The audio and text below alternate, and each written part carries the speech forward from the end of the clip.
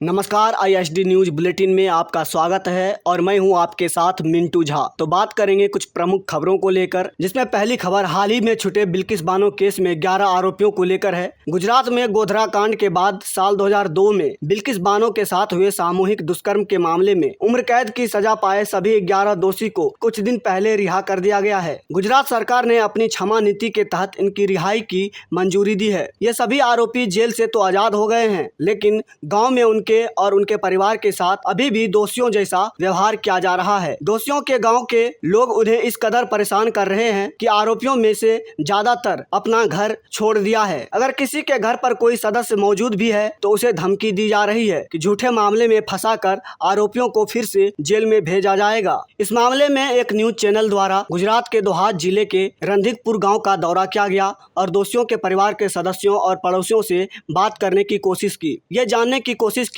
कि गर्भवती बिल्किस बानो के साथ सामूहिक दुष्कर्म और उसके परिजनों की हत्या के दोषी पाए गए 11 लोगों की रिहाई के बाद आखिर उनकी जिंदगी किस तरह से बदली है और गांव के लोग दोषियों के छूटने पर क्या सोचते हैं। रिपोर्ट के मुताबिक आरोपी शैलेश भट्ट और मितेश भट्ट के घर का दरवाजा बंद था। बताया जाता है कि 63 वर्षीय शैलेश भट्ट ने दावा किया था कि जब उसे बिल्किस बानो केस में गिरफ्तार किया गया था उस वक्त वह भाजपा में एक स्थानीय पदाधिकारी था। पड़ोसियों ने बताया कि शैलेश भट्ट और मितेश भट्ट घर पर मौजूद नहीं है। ऐसे ही कहानी दोषी राधे श्याम शाह के घर पर भी देखने को मिली। राधे श्याम के घर पर भी ताला लगा मिला। शैलेश भट्ट के घर से महज 50 मीटर की दूरी पर आरोपी बाका भाई का घर भी कोई मौजूद नहीं था, लेकिन उनकी पत्नी मांगली बेन और बच्चे मौजूद थे। घर की हालत काफी खराब थी। परिवार आर्थिक रूप से इतना कमजोर था कि उनके पास 2 वक्त का खाना भी नहीं था। मांगली बेन ने बताया कि वह खेत में दिहाड़ी मजदूरी का काम कर अपने बच्चों का पेट पालती है।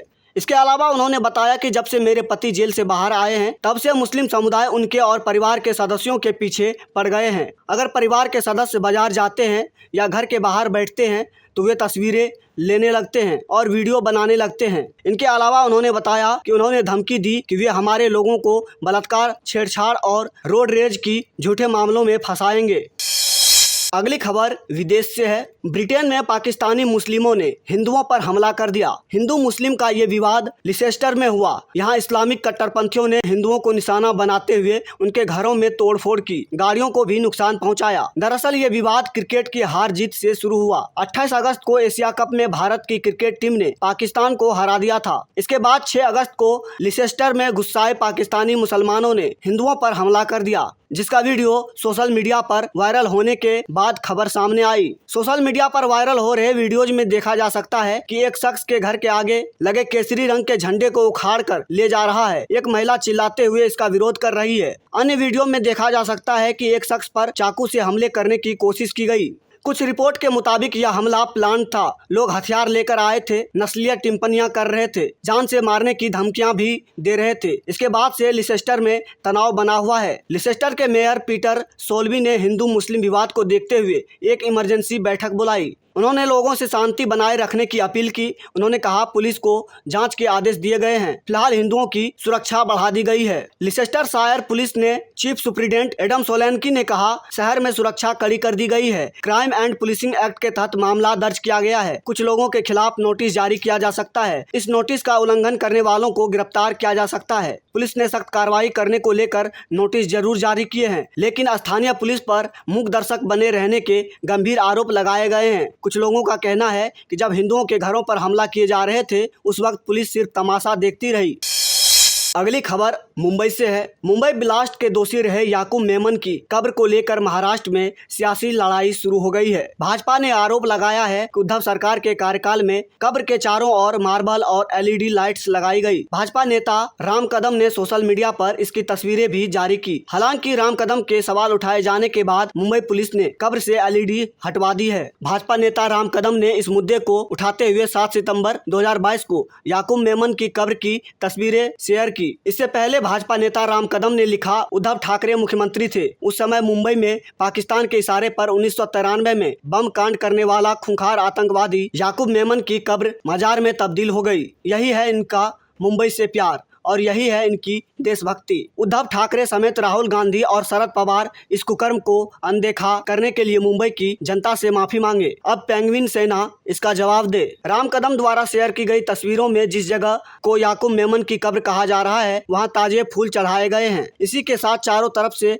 हरे रंग की पक्की बाउंड्री भी दिखाई दे रही है। भारतीय जनता पार्टी युवा मोर्चा के नेता और महाराष्ट्र के भाजपा विधायक राम सतपुते ने इस कब्र को तत्काल खोदने की मांग की। विधायक ने इस हरकत को 1993 मुंबई बम विस्फोट में जान गंवाने वालों के साथ विश्वासघात बताया है। मीडिया रिपोर्ट्स के मुताबिक याकूब मेमन को मुंबई के मरीन लाइन्स में रेलवे स्टेशन के सामने 7 एकड़ में बने कब्रिस्तान में दफनाया गया था। याकूब को लगभग 5 साल पहले फांसी दी गई थी। अब उसकी कब्र पर मार्बल लगा दिए गए हैं और आसपास रोशनी का इंतजाम कर दिया गया है। जब इस बात को लेकर कब्रिस्तान के कर्मचारियों से सवाल किया गया तो उसने कहा कि कब्रिस्तान के अंदर ऐसी कई कब्रें हैं जिसके लिए उनके परिजन सालाना फीस भी अदा करते हैं। आमतौर पर किसी कब्र की खुदाई 18 महीने बाद कर दी जाती है, लेकिन याकूब की कब्र की खुदाई 5 साल बाद भी नहीं हुई। याकूब की कब्र को लेकर पहले भी सवाल उठते रहे। याकूब के चचेरे भाई ने 2020 में एलटी मार्ग पुलिस में शिकायत दर्ज कराई थी। आरोप लगाया था कि ट्रस्टियों ने कब्रिस्तान के याकूब मेमन की कब्रिका को 5 लाख रुपए में बेचा है। 1993 में मुंबई ब्लास्ट का दोषी याकूब चार्टर्ड अकाउंटेंट था।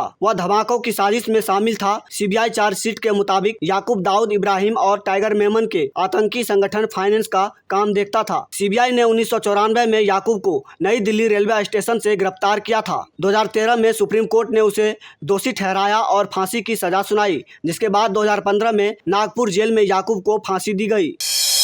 अगली खबर सुप्रीम कोर्ट से है। सुप्रीम कोर्ट में आज हिजाब बैन मामले में सुनवाई हुई। इस दौरान कोर्ट ने कहा कि हिजाब की तुलना सिखों के लिए अनिवार्य केस, कड़ा, कृपान जैसी चीजों से नहीं की जा सकती। 5 ककार सिखों के लिए अनिवार्य है। उन्हें भारत में संवैधानिक और कानूनी मान्यता है। कर्नाटक हिजाब मामले की सुनवाई के तीसरे दिन सुप्रीम कोर्ट ने यह टिप्पणी तब की जब हिजाब समर्थक पक्ष के वकील बार बार सिखों की वेशभूषा का हवाला दे रहे थे। जस्टिस हेमंत गुप्ता और सुधांशु धूलिया की बेंच 15 मार्च को आए कर्नाटक हाईकोर्ट के फैसले के खिलाफ दाखिल 23 याचिकाओं पर सुनवाई कर रही है। उस फैसले में हाईकोर्ट ने स्कूल कॉलेज में यूनिफॉर्म के पूरी तरह पालन को सही ठहराया था। इस आधार पर मुस्लिम लड़कियों के स्कूल कॉलेज हिजाब पहनने पर रोक को सही पाया गया था। हाई कोर्ट ने यह भी कहा था कि हिजाब इस्लाम का अनिवार्य हिस्सा नहीं है। आज सुनवाई के तीसरे दिन हिजाब समर्थक पक्ष के 2 वकीलों देवदत्त कामत और निजाम पाशा ने अपनी बहस पूरी की। कोर्ट ने सोमवार 12 सितंबर को दोपहर 2 बजे सुनवाई जारी रखने की बात कही है। आज बहस करने वाले दोनों वकीलों का जोर इस बात पर रहा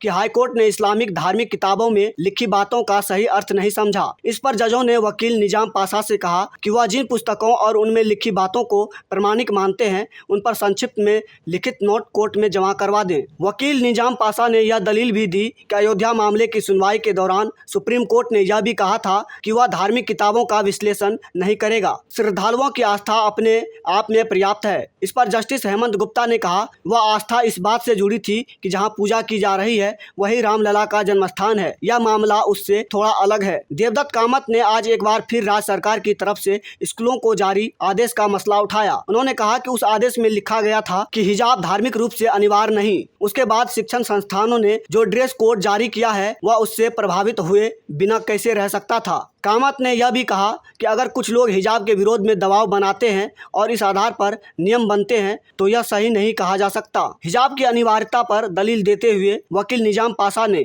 कुरान के सूरा अन-निसा में महिलाओं को लेकर कही गई बातों का हवाला दिया। उन्होंने यह भी कहा कि हाईकोर्ट ने हिजाब न पहनने के लिए दंड होने की बात कही। इस आधार पर उसे अनिवार्य नहीं माना, लेकिन इस्लाम में नमाज या रोजे का पालन न करने के लिए भी कोई सजा नहीं लिखी गई है। इन बातों का फैसला भगवान पर छोड़ा गया है। इस्लाम के मानने वालों का विश्वास है कि कुरान में लिखी बात हर युग में सही है। उनकी इस भावना को संविधान का अनुच्छेद 25 मौलिक अधिकार का दर्जा देता है, इसलिए हिजाब पर भी रोक नहीं लगनी चाहिए। अगली खबर पश्चिम बंगाल से है। पश्चिम बंगाल की राजधानी कोलकाता में मुख्यमंत्री ममता बनर्जी ने कहा कि मुझे बुरा लगता है कि वे अब दिल्ली में नेताजी की मूर्ति बना रहे हैं। पहले मौजूद मूर्ति का क्या? मुझे एक सचिव का पत्र मिला जिसमें कहा गया कि पीएम आज प्रतिमा का उद्घाटन करेंगे और कार्यक्रम शुरू होने से पहले आप वहाँ रहे। क्या मैं उनकी बंधुआ मजदूर हूँ? दरअसल बांग्लादेश के प्रधानमंत्री शेख हसीना की भारत यात्रा का हिस्सा बनाने के लिए उन्हें आमंत्रित न करने को लेकर आज यानी गुरुवार को केंद्र सरकार की आलोचना की है। दरअसल पीएम शेख हसीना दोनों देशों के बीच संबंधों को और मजबूत करने के लिए सोमवार को 4 दिवसीय यात्रा पर नई दिल्ली पहुंची है। वहीं सीएम ममता बनर्जी ने कहा कि यह जानना चाहती हूं कि बीजेपी की अगुवाई वाली केंद्र सरकार हसीना से उनके मुलाकात करने को लेकर चिंतित क्यों है। जहां उन्होंने टीएमसी के एक विशेष सत्र को संबोधित करते हुए कहा कि मेरे बांग्लादेश की प्रधानमंत्री शेख हसीना से बहुत अच्छे संबंध है, लेकिन केंद्र ने उनकी यात्रा का हिस्सा बनने के लिए मुझे आमंत्रित नहीं किया। वहीं बनर्जी ने कहा कि मैं विदेश मामलों या द्विपक्षीय संबंधों के बारे में बात करना नहीं चाहती, लेकिन मैंने देखा है कि जब भी मुझे किसी देश में आमंत्रित किया जाता है तो केंद्र सरकार मुझे रोकने की कोशिश करती है। उन्होंने कहा कि मैं यह जानना चाहती हूं कि केंद्र सरकार मेरे किसी विदेशी गणमान्य अतिथि से मुलाकात करने को लेकर चिंतित क्यों है। सीएम ममता बनर्जी ने कहा कि 2024 के लोकसभा चुनाव में हम एक खेल खेलेंगे जो बंगाल से शुरू होगा, जिसमें हेमंत सोरेन, अखिलेश यादव, नीतीश कुमार, मैं और अन्य दोस्त तब एकजुट होंगे। फिर बीजेपी सरकार कैसे बनाएंगे। ऐसे में बीजेपी सरकार की कोई जरूरत नहीं है। आज के बुलेटिन में फिलहाल इतना ही। तो मिलते हैं कल रात 9 बजे फिर नए बुलेटिन के साथ। तब तक के लिए हमें दीजिए अनुमति। धन्यवाद। शुभ रात्रि।